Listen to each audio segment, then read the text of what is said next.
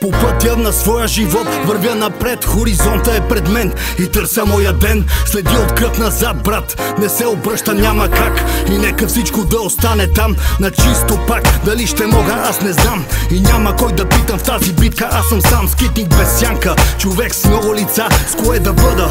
Кажи ми как да избера в тая игра мръсна. Ще те пръста или губя, Господ ми говори, но дали ще мога да го чуя? Ако е сън, да се събудя искам, заболяха ме ръцете, в умрук да ги стискам. Дори да падна пръв не се страхувам, знам, че рано или късно ще се видим там, от другата страна, прекусявайки мрака. На здраве за тези, които вече ни чакат.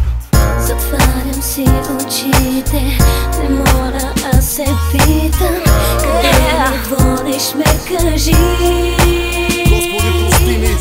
Сърцето ми в гърдите отива в тоя ритъм.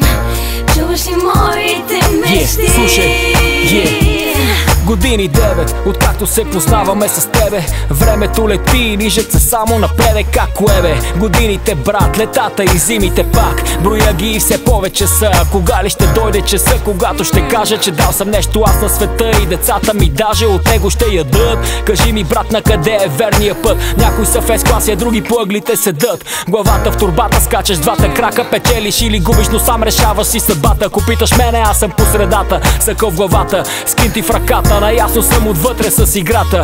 Първо учих, а после много внимателно гледах. Изучих ходовете на по-успелите хора пред мене. И сега с задоволство те гледам, защото макар и труден, знам, че пътя пред мене е верен. Затварям си очите, не мога, аз се питам, къде ме водиш, ме кажи. Сърцето ми в гърдите отива в тоя ритъм. Чуваш ли моите мечти? Затварям си очите, не мога, аз се питам, къде ли водиш, ме кажи.